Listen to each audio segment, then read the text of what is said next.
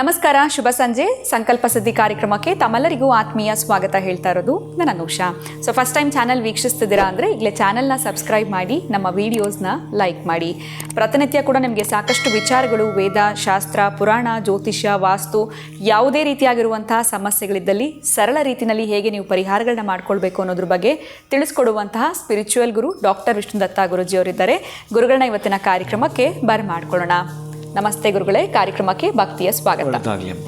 ಹೆಣ್ಮಕ್ಳಿಗೆ ಆಭರಣ ಅಂದರೂ ಇಷ್ಟ, ಬಟ್ಟೆ, ಒಡವೆ, ಸೀರೆ ಪ್ರತಿಯೊಂದು ಕೂಡ ಇಷ್ಟ. ಯಾವುದೋ ಒಂದು ಫಂಕ್ಷನ್ಗೆ ಹೋಗ್ತಾ ಇದ್ದೀವಿ, ಎಲ್ಲೋ ಒಂದು ಕಡೆ ನಮ್ಮ ಹತ್ರ ಅಷ್ಟೊಂದು ಕಾಸ್ಟ್ಲಿದು ಇಲ್ವಲ್ಲ, ನನ್ನ ಫ್ರೆಂಡ್ ಹತ್ರ, ನೇಬರ್ ಹತ್ರ ಅಥವಾ ರಿಲೇಟಿವ್ ಹತ್ರ ಇದೆ, ಅವರ ಒಂದು ಆಭರಣ ಆಗಿರ್ಬೋದು, ಸೀರೆಯನ್ನು ತೊಗೊಂಡು ನಾವು ಆ ಫಂಕ್ಷನ್ಗೆ ಹೋಗುವಂಥದ್ದು. ಅಂದರೆ ಎಕ್ಸ್ಚೇಂಜ್ ಮಾಡ್ಕೊಳ್ತಾರೆ. ನಿಂದು ಇಷ್ಟ ಆಯಿತು, ರೆಡ್ ಕಲರ್ ಸ್ಯಾರಿ ನನಗೆ ಕೊಡು, ನಾನು ಹಾಕ್ಕೊಂಡು ಹೋಗ್ತೀನಿ, ಆ ಜ್ಯುವೆಲ್ರಿ ಚೆನ್ನಾಗಿತ್ತು ಕೊಡು, ಹಾಕ್ಕೊಂಡು ಹೋಗ್ತೀನಿ ಅಂತ. ಸೊ ಆ ರೀತಿ ಬೇರೆಯವರ ಆಭರಣ ಆಗಿರ್ಬೋದು, ಉಡುಪುಗಳಾಗಿರ್ಬೋದು, ಇದನ್ನು ನಾವು ಕೂಡ ಧರಿಸೋದ್ರಿಂದ ಏನಾದರೂ ಸಮಸ್ಯೆಗಳಾಗುತ್ತಾ? ಆ ಥರ ಎಕ್ಸ್ಚೇಂಜ್ ಮಾಡಿ ಒಂದಿನಕ್ಕೆ ಬೇಕಾಗಿರೋದು ಫಂಕ್ಷನ್ಗೆ ಹಿಂಗೆ ಹಾಕ್ಕೊಂಡು ಹೋಗಿ ತೊಗೊಂಬಂದುಬಿಡ್ತೀನಿ ಅಂತ. ಸೊ ಈ ಥರ ಹೆಣ್ಮಕ್ಳು ಸಾಕಷ್ಟು ಎಕ್ಸ್ಚೇಂಜ್ ಮಾಡ್ತಿರ್ತಾರೆ. ಅಥವಾ ಮನೇಲಿರುವಂಥ ಅಕ್ಕ ತಂಗಿ ಅವರು ಕೂಡ ಅವ್ರ ಮಧ್ಯೆನೂ ಎಕ್ಸ್ಚೇಂಜ್ ಆಗ್ತಿರುತ್ತೆ.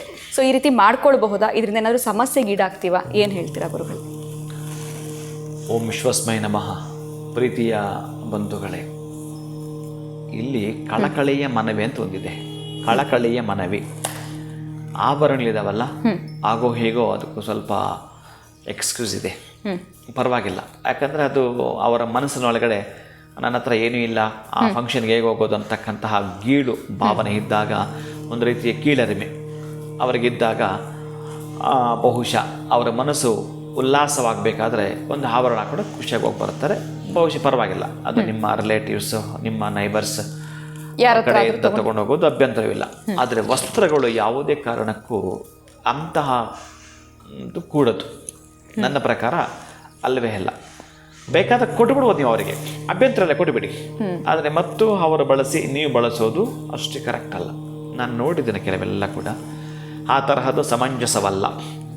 ಆಮೇಲೆ ಪಾದರಕ್ಷಣೆ ಅಂತ ಮೊದಲೇ ಕೂಡೋದು, ಯಾವುದೇ ಕಾರಣಕ್ಕೆ ಅಪ್ಪಿತಪ್ಪಿ ಕೂಡ ಇನ್ನೊಬ್ಬರು ನೀವು ಹಾಕೊಳ್ಳೋ ಹಾಗಿಲ್ಲ. ಈ ಥರದ್ದು ಬಹಳ ಶಾಸ್ತ್ರಗಳಲ್ಲಿ ಹೇಳ್ತಾನೆ.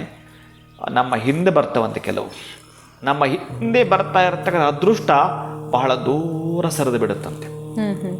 ಇವತ್ತು ಮಂಗಳವಾರ ಹೆಣ್ಣು ಮಗಳು ಹತ್ತುಕೊಂಡಿದ್ದಾಳೆ ಅಂತಂದರೆ ನಾಳೆ ಅಂದರೆ ಬುಧವಾರ, ಗುರುವಾರ, ಶುಕ್ರವಾರ ಅಥವಾ ಇನ್ನೊಂದು ಶುಕ್ರವಾರದ ಒಳಗಡೆ ಈತನಿಗೆ ಯಾವುದೋ ಒಂದು ಕೆಲಸ ಆಗಬೇಕಾಗಿರುತ್ತೆ. ಅದೃಷ್ಟ ಒಲಿದು ಬಂದಿದೆ. ಅವನು 2 ತಿಂಗಳಿಂದ ಬಹಳ ಒಳ್ಳೆ ಕೆಲಸ ಮಾಡ್ಕೊಂಡು ಬಂದಿದ್ದಾನೆ. ನಾಳೆ ಶುಕ್ರವಾರದ ಒಳಗಡೆ ಈತನಿಗೊಂದು ದೊಡ್ಡ ಮಟ್ಟದ ಅದೃಷ್ಟ ಕಾಯ್ತಾ ಇದೆ.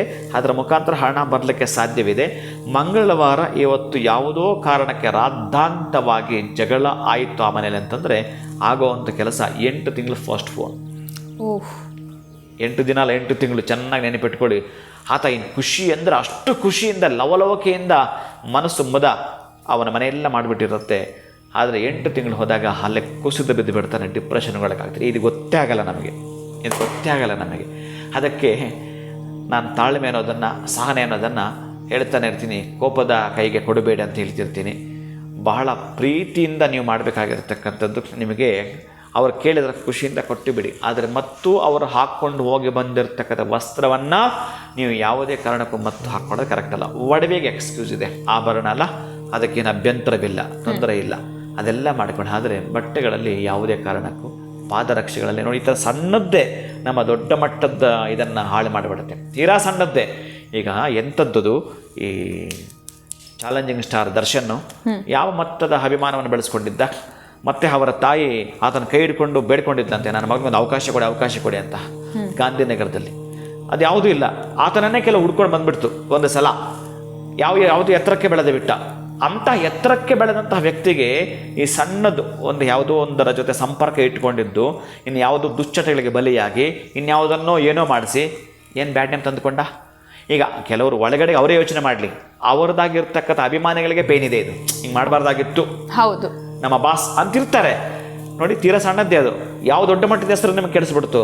ಹಾಗೆ ನಿಮ್ಮ ದೊಡ್ಡ ಮಟ್ಟದ ಕನಸುಗಳಿಗೆ ಎಲ್ಲೋ ಒಂದು ಕಡೆ ದೊಡ್ಡ ಮಟ್ಟದ ಕನಸುಗಳಿಗೆ ನೀರು ಹರಿದಾಗತ್ತೆ, ವಸ್ತ್ರಗಳನ್ನು ಕೊಟ್ಟು ಮತ್ತೆ ನೀವು ಹಾಕ್ಕೊಳ್ಳೋದಾದರೆ. ಅದಕ್ಕಾಗಿ ಅದು ಸಲ್ಲದು ಯಾವುದೇ ಕಾರಣಕ್ಕೂ ಕೂಡದು.